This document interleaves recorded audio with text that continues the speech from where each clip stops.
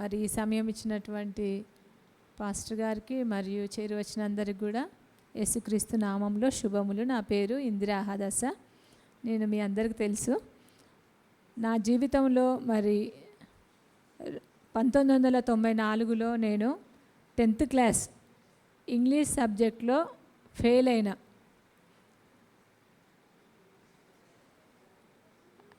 అయితే కేవలము మరి 6 years నేను సఫర్ అయినా. అది ఫెయిల్ అయినందుకు 6 years నేను సఫర్ అయినాను. 0, నా యొక్క వాల్యూ 0. అప్పుడు 3 గంటలకు లేచి 3 దినాలు దేవుని సన్నిధిలో వితౌట్ వాటర్తో దేవుని సన్నిధిలో గడిపాను. దేవుడు వస్త్రపు చెంగును నా మీద వేసి నన్ను స్వస్థపరిచిండు. 3 గంటలకు లేచి స్ట్రైట్గా మోకలొంగి దేవుని స్తుతించేదాన్ని. ఆ స్తుతే అదే ఇంగ్లీష్ సబ్జెక్టుకు ఇంగ్లీష్ టీచర్గా మార్చింది.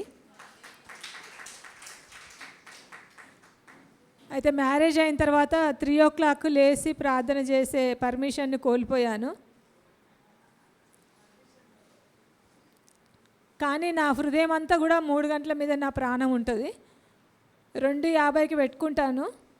కానీ మరి 4 గంటలు మళ్ళీ అది నేనే ఆఫ్ చేసేసి 4 గంటలకు లేచి ప్రేయర్ చేయడం మొదలు పెడతాను. ఎందుకో కొద్దిగా 6 నెలలుగా నేను బాగా సఫర్ అవుతున్నా. 3 o'clock లేచి ప్రార్థన చేయాలని స్ట్రగుల్ అవుతున్నా కానీ దాంట్లో నుంచి బయటపడలేకపోతున్నా. నిన్నటి దినాన అక్క నాకు చెప్పింది, ఈరోజు నా కొడుకు 10th క్లాస్ ఎగ్జామ్ రాస్తున్నాడు, వాడి యొక్క మాటలు కానీ వాడి యొక్క పరిస్థితిని కానీ చూస్తే చదివిన వ్యక్తిలాగా నాకు అనిపించలేదు.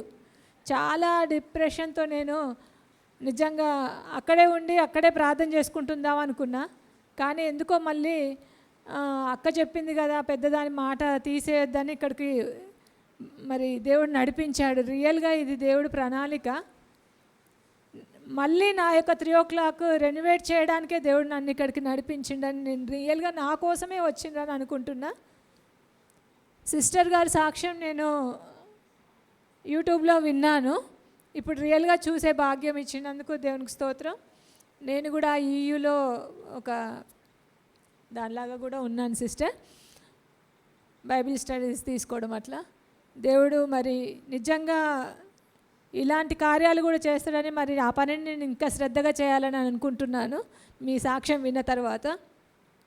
ఇంకోటి ఏంటంటే బ్రదర్ గారు మా మమ్మీ సాక్ష్యాన్ని ప్రపంచానికి తెలియజేశారు. నేను వెళ్ళి నరసింహులపేట వచ్చి సాక్ష్యం తీసుకుంది మీరేనా బ్రదర్ అని అడిగినప్పుడు అవును అన్నప్పుడు నాకు చాలా నిజంగా అందరి తరపున మా ఫ్యామిలీ తరపున మీకు కృతజ్ఞత తెలియజేస్తున్నాను బ్రదర్. మా యొక్క మమ్మీ పల్లెటూరులో, మా అక్క, నేను, మా అమ్మ ముగ్గురం కూడా అనాథాశ్రయంలో ఉన్నాం. అలాంటి వారిని దేవుడు ఎలా లేవనెత్తాడో పంచుకునే సాక్ష్యము మరి బ్రదర్ ద్వారా ప్రపంచానికి తెలిసింది. ఇప్పటికి కూడా ఆమె ఫోన్ కాల్ వస్తాయి. మమ్మీ సాక్ష్యాన్ని విని ఆమెకు కాల్ చేసి ఆమెతో ప్రేయర్ చేయించుకుంటూ ఉంటారు. నిజంగా ఆమె ఇంకా వాడబడుతుందంటే బ్రదర్ యొక్క సహకారం చాలా ఉన్నది. Thank you brother.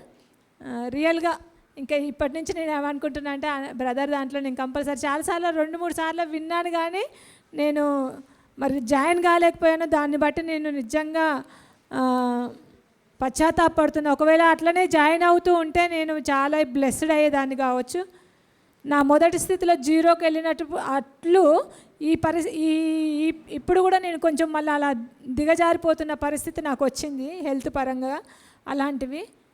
అయితే దేవుడు మళ్ళీ నన్ను పడిపోవడం దేవునికి చిత్తం కాదు, లేబడెత్తడానికే మరి బ్రదర్ని సిస్టర్ని ఇక్కడికి పంపించిండని నేను నమ్ముతున్నాను. Thank you brother. నేను కూడా జాయిన్ అవుతాను తప్పకుండా.